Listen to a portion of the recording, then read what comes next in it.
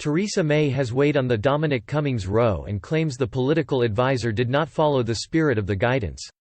The former Prime Minister has said she recognises the anger felt by the British public over the news that Dominic Cummings travelled to Durham during the coronavirus lockdown. In a letter to her constituents, Mrs May said she was concerned the matter was distracting from the pandemic and understood the anger felt by much of the British public. The MP for Maidenhead started the statement by paying tribute to the strength and resolve of the British people during the current crisis. She said, "It is through our collective actions that we have prevented our NHS from being overrun and we are turning the tide on coronavirus. And our thanks are especially due to our heroic NHS staff and care workers." Mrs May also thanked her constituents and the wider British public for following the government's rules and guidance.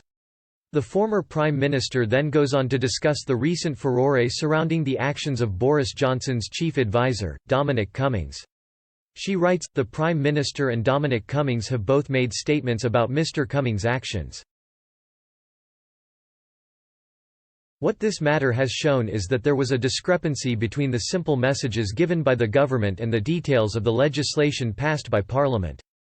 In these circumstances I do not feel that Mr. Cummings followed the spirit of the guidance.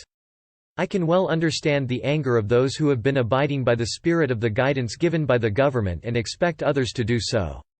One of my biggest concerns has been that the ongoing focus on Mr. Cummings has been detracting from the most important task, which is dealing with coronavirus and starting the process of recovery and easing lockdown.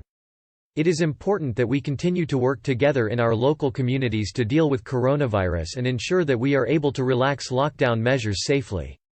During this challenging period, my office and I will continue to work hard to support constituents, to work with the local community and to raise ongoing concerns and views with the government."